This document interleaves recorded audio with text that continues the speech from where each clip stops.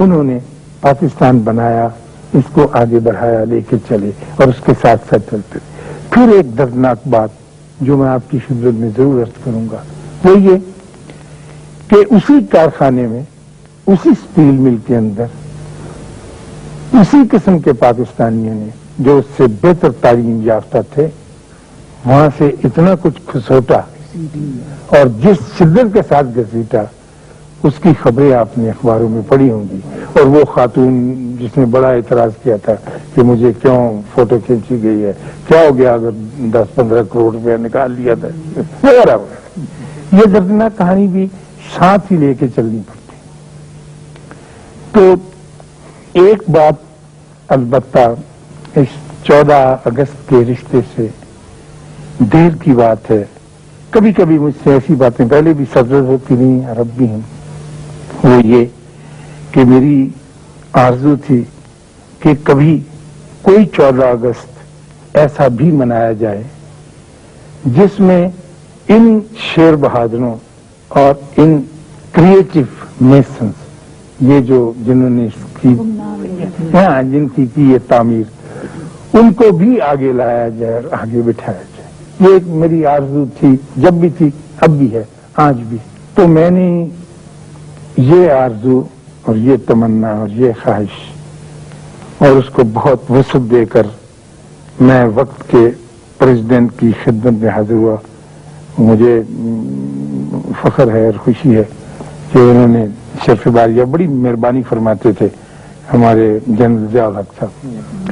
تو میں نے ان کی خدمت میں عرض کیا، میں نے کہا سر اس مرتبہ جب ہم 14 اگست منائیں تو کچھ اس طرح سے ہو کہ جہاں پر آپ جھنڈا چڑھاتے ہیں اور عمائدین ملک اور غیر ملکوں کے سفراء اور وزراء اور نمائندے اکٹھے ہوتے ہیں، وہاں پر ایک سیٹنگ ارینجمنٹ اس طرز کا بھی ہو کہ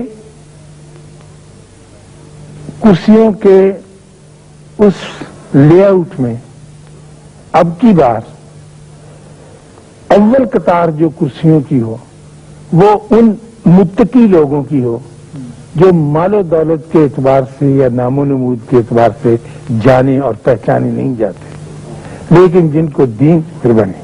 دین اور قرآن جو ہے وہ کہتا ہے کہ تم میں کوئی بڑا نہیں، تم میں کوئی سپیریئر نہیں، کوئی ماں سوائے اس کے کہ جو تقوی رکھتے ہیں. تو کیا ایسے ہو سکتا ہے کہ ہم 22 کرسیاں آگے لگائیں اور 22 تقوی والے لوگ سفید دھوتیاں چادریں باندھی، چھوٹی چھوٹی ان کی پگڑیاں ہوتی ہیں، وہ باندھ کے تشریف فرما، اور ان کے بعد غیر ملکی سفیر اور باہر کے نمائندے ہیں، اس کے بعد پھر اور کوئی تاجر وغیرہ.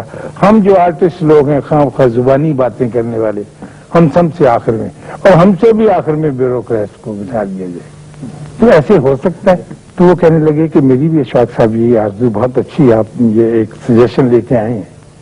میں نے کہا تقوی والے لوگ، کہنے لگے وہ ہم کہاں سے لیں گے؟ میں نے کہا سر تقوی والے لوگ تو ہمارے ارد گرد بہت پھرتے ہیں، آپ کے اس محل میں بہت سارے مالی ایسے ہیں، بہت سارے بابے ایسے ہیں، بہت کمال کے پیارے لوگ ایسے ہیں جن کی وجہ سے میرے ملک کی بنیادیں استوار بھی ہیں اور پائیدار بھی ہیں. وہ دعا دینے والے لوگ ہیں. آج سے 5-6 دن پہلے میں لاہور کی میں ہاسپٹل میں گیا، مجھے کوئی ضرورت تھی، وہاں مجھے رکنا پڑا، بیٹھنا پڑا. تو اس کے کینسر کے وارڈ میں ایک گاؤں کی اچھی سی، جسے انگریزی میں ویل میننگ کہتے ہیں نا، اچھے سبھاؤ والی پیاری شکل کی ایک خاتون بیٹھی تھی. تو میں نے اس سے پوچھا کہ بی بی، کہنے لگی مجھے کینسر کی شکایت ہے اور میں یہاں کیموتھراپی کے لیے آنا پڑتا ہے، اور کہنے لگی پاجی یہ بہت تکلیف دہ عمل ہے جس میں سے میں گزری، لیکن میں اللہ کا بڑا شکر ادا کرتی ہوں. اور جب میں سب سے پہلے صبح اٹھتی ہوں تو میں نماز گزارنے کے بعد دعا میں سب سے پہلے اس دنیا کے بندوں کے لیے دعا کرتے ہیں کہ یا اللہ کل عالم کی خیر. ہماری مائیں نانیاں اکثر یہی دعا مانگا کرتی تھی کہ کل عالم کی خیر ہو، پھر اللہ ان سب کا بھلا ہو. اور پھر میں کہتی ہوں کہ یا اللہ میرے پاکستان کی خیر ہو، اور اس کے بعد میں کہتی ہوں کہ یا اللہ حکمرانوں کی خیر ہو۔ تو میں نے ایک اچھے جرنلسٹ کی طرح کہا، میں کہا حکمرانوں کی خیر کیوں، ان کے تو لکھتے جو رہتے ہیں ہمارے کہنے کی نہیں پاتی، اگر حکمران ہوں گے جیسے کیسے بھی ہوتے ہیں، جب ہی کام گاڑی آگے چلے گی نا، اللہ ان کی بھی خیر کرے اور جہاں جہاں ان کی کمیاں ہیں وہ پوری کرے اور ان کی انیڈیکویسیز جو ہیں وہ دور کرے۔ تو میں ان کی ضرور کرنے مانگتی ہوں۔ تو ایسے ایسے بندے موجود ہیں۔ ہاں، اگر وہ کرسی ہماری رکھ دی جاتی تو میں اس بیوی کو اگر ہوتی تو ان کو بھی وہاں تشریف لانے کے لیے کہتا۔ تو یہ آرزو تھی کہ یہ کرسیاں وہ پہلے تقوی کی جو اللہ تعالیٰ نے تعریف کی ہے، اللہ اس کو پسند فرماتا ہے، تو ہم کون؟ تو آپ نے کہا کہ بالکل ٹھیک ہے، آپ بات کریں، ان کو واقعی آنا چاہیے، لیکن شاہد صاحب یہ ٹریڈیشن نہیں رہی ہے، یہ رسم نہیں ہے، ہم کیا کریں، کیسے کریں گے؟ آپ کچھ مل کے ہمارے ساتھ ہیں۔ میں نے کہا میں ہر طرح سے حاضر ہوں۔ تو ہم نے، اور میں اب ان کو بھی اللہ ان کے درجات بلند کرے، مرحوم نے بھی اپنے طور پہ زور لگایا، یہ سوال پیش کیا، لیکن وہ جو بڑے لوگ ہوتے ہیں صاحب، انہوں نے کہا نہیں سر یہ آپ کیا فضول سی بات کرتے ہیں، یہ تو اس کا طے شدہ ہے، پلان تیار کر لیا گیا، اس کے چارٹ بن گئے ہیں۔ یہ لوگ جو اب بھی آپ کے ارد گرد موجود ہیں اور جن سے آپ استفادہ کر رہے ہیں لیکن آپ کو علم نہیں ہے، آپ سمجھتے ہیں کہ آپ اپنی ذات سے، اپنے علم سے، اپنی تعلیم سے، اپنی خوبصورتی سے، اپنی پاور کی وجہ سے اس ملک کو جو ہے فائدہ پہنچا رہے ہیں، نہیں، وہ لوگ جو خاموش کام کرتے ہوئے چلے، جو آپ کے قریب سے گزر جاتے ہیں، جو دعائیں دیتے ہوئے اور دعائیں سمیٹتے ہوئے چکر کاٹتے رہتے ہیں آپ کے منہ سے، وہ لوگ ہیں، وہ تقوی والے، وہ متقی لوگ جن سے ہم اتنے واقف نہیں ہیں اور جن سے ہم واقفیت حاصل کرنا بھی نہیں چاہتے۔ تو میں آخر میں یہ عرض کروں گا، شروع میں جو بات کی تھی کہ جب تک گھر سے دانہ اناج لا کر بکھیرا نہیں جائے گا واپس نہیں ملے گا۔ ہم خواتین حضرات سندھ کے معروف ڈیزرٹ تھرپارکر میں تھے اور کافی دور نکل گئے تھے۔ صحرا کو آپ جانتے ہیں، وہاں جب آدمی پھنس جائے تو بڑی پیاس لگتی۔ ننگر پارکر ایک جگہ ہے، اس کے بعد انڈیا کی سرحد شروع ہو جاتی، اس کے سامنے رن کچھ کی مارچ دلدل قسم کی جگہ۔ تو ہم راستہ سا بھول گئے، میں اور ممتاز مفتی، ہم کافی عمر کے دونوں، جو ہمارا گروپ تھا وہ تو ینگر تھے لوگ ہم، لیکن ہم بڑی عمر کے تھے، تو نہ وہ رہ سکتے تھے نہ میں۔ تو اب پیاس بڑی شدت کی لگی اور خطرہ یہ ہو گیا کہ ہم کو شاید ڈیزرٹ میں اس کارنر میں وہ پانی نہیں ملے گا جو پینے کے قابل ہو، دلدلی علاقہ تھا۔ تو جب جاؤ بلب ہو گئے، چل تو ہم رہے تھے اور مشکل بھی ہمارے سامنے تھی اور علاقہ بھی ایسا تھا جو نہایت غیر مانوس تھا، نامانوس تھا۔ تو وہاں پر ایک بڑے سے درخت کے نیچے ایک عجیب قسم کا درخت جو شاید صحرا کے اس دلدلی علاقے میں ہی ہو سکتا ہے، اور اس کے قریب ہی جے پور جودھپور کی سرحد یا سرخ رنگ کے پہاڑ جس سے ہماری بادشاہی مسجد بنی ہے وہ بھی قریب تھے، عجیب جگہ، اور ہم خوفزدہ بھی تھے۔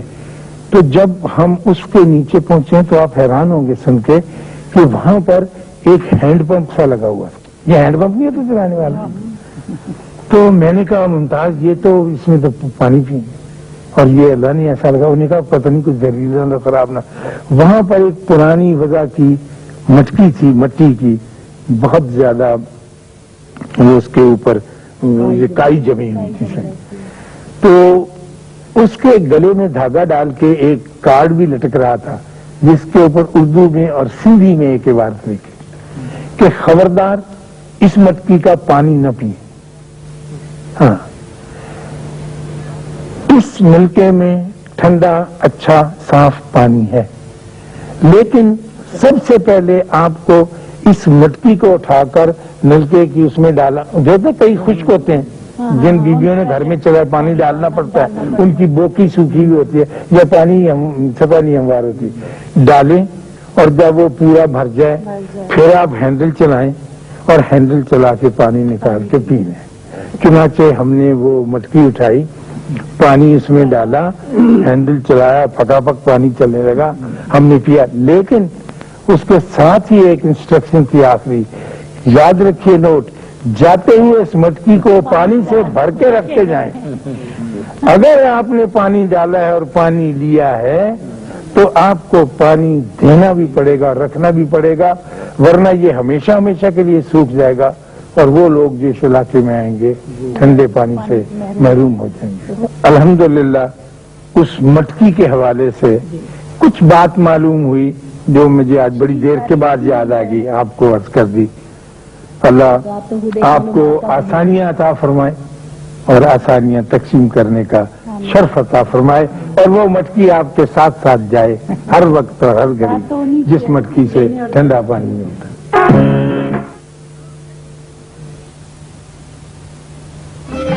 یہ ہے شہلا